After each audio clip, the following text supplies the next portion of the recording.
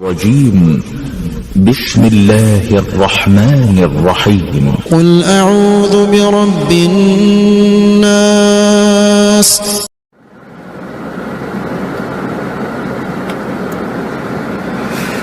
So I'm driving around looking for a place to move our Friday night evening services because OHOP is moving by the end of this month. Driving around looking at buildings, potential churches to possibly rent for Friday night services only. We'll be moving our prayer meetings into the offices. We are also looking for a Tuesday morning location because our Tuesday morning prayer set is packed. Well, I shouldn't say packed. We have about 50, 60 people. But look at this. Those of you logging on, I want you to stay with me. Look at this. This is a mosque. This is a mosque here in Ocoee. Every Friday, they pack the mosque out. They're even having to use open grass area to fit more cars for parking. I want you to see this. How easy it is for Muslims to gather together in prayer because they have a culture of prayer. But when it comes to the body of Christ, it is so difficult to gather God's people together. This is a mosque. They're seeking a false God. And we who know the King of Kings and Lord of... Look at this. Their parking lot is packed. They're there for a prayer meeting. This happens every Friday in every mosque. This is Ocoee. I'm so grieved by this. It's unbelievable that here is Muslims and they gather together in prayer. They have a culture of prayer. Look at that. Allah. My goodness. When is the body of Christ going to learn? When is the body of Christ going to understand that unless we gather together in prayer, we have no power? It's not about our church services. It's not about our church events, our church conferences. It is about the church gathering together. I want you to see this. I pray this provokes you. I don't care what church you go to. There are ministries of prayer all over the nation that are struggling. Christian meetings, and then Muslims, they prosper. They prosper. Look at this. Muslim security guard. How you doing there? God bless you. Look at this. Unbelievable. Look at this. Packed. This is a house of prayer to Allah. A house of prayer to Allah. It is packed. They have to park, on other property. I'm so grieved by this. It bugs me. I'm sorry to say. It bugs me. It just shows how weak the condition of the American church is. We call for a barbecue, a church barbecue, and everybody shows up. But you call for a church prayer meeting? Forget it. People are too busy for that. No wonder the American church is weak, and no wonder the Muslims are growing and influencing. Let me tell you something. Especially when we face tragedies, the answer is not church services, church events, Christian concerts.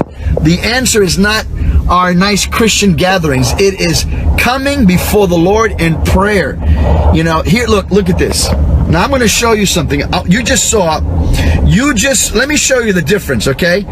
You just saw this gathering. Please stay with me for another 3 minutes or so. Let me show you our parking lot. We've been open 24/7, 24 hours a day, 7 days a week for the last 3.5 years. Let me show you our parking lot. That prayer meeting is about maybe a mile, the most, from our house of prayer. Let me show you our house of prayer.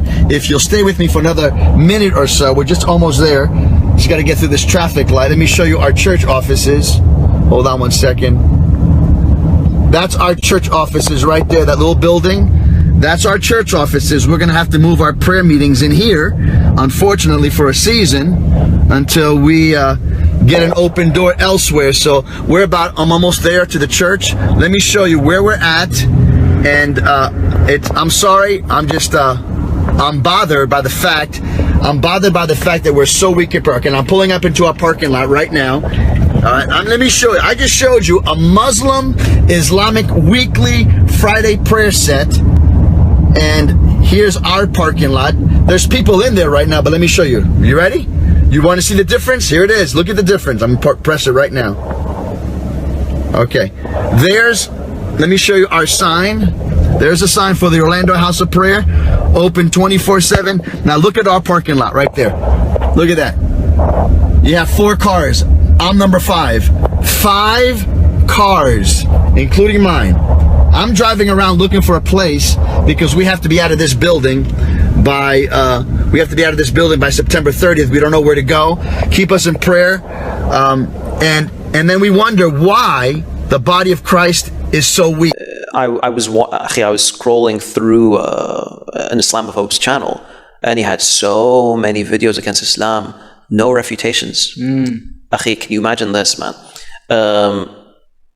I would look up refutations, and the people refuting that content sometimes were kids, because they're like, no one's doing anything. So some kids were stepping up, which is great, mashallah. Respect, ya akhi. And the du'at, why weren't they doing it? And I was like, here's the thing. Because everyone thinks about the issues as, why do I have to do it? Yeah, there's so many du'at, someone else do it. Okay. That's how everyone thinks, right? Now the problem is, if everyone thinks like that, the job doesn't get done. Yeah. So these young guys were doing the work, and sometimes it was okay, sometimes it was bad. Yeah. I don't think it was dangerous for them, but some of the one who is watching, if there is no proper facts, of course, that's gonna be a issue then. Of course. So I was like, okay. So back at the time, I talked to a Bosnian brother called Emin. I was like, listen, Emin, we're gonna do this.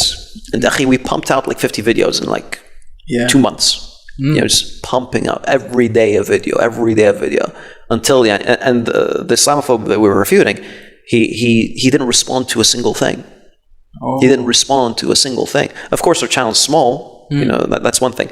But I'm sure, he did realize that this is going to result in a back and forth, and it's not going to be a good look for him. He did eventually respond to one video. A year later. 1 year later, respond to one video out of 50. One video. After he responded to that video, within 24 hours, I put my response up. And you need a year to respond. I'll respond in a day. That's how I treat these things. Sometimes it's not even. This, alhamdulillah, it's not for me. It's not for me. But I've actually seen someone.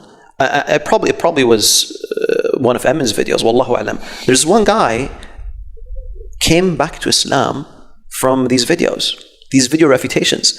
Now, refutation videos don't call you to Islam, right? The refutation videos are not, this is why Islam is correct. You don't have that in refutation videos. Refutation videos is, okay, so you're saying Islam is false because of this, you're incorrect because of, ABC, right? These are refutation videos. But someone came to Islam from watching a refutation video.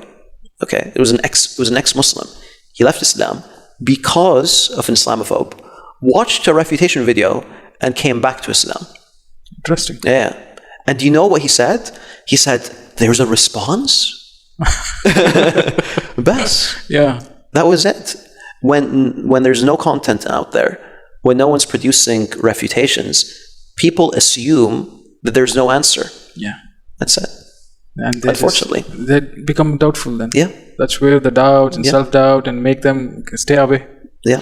So, two things. Firstly, I wanted to know, is there anything which people have done it before?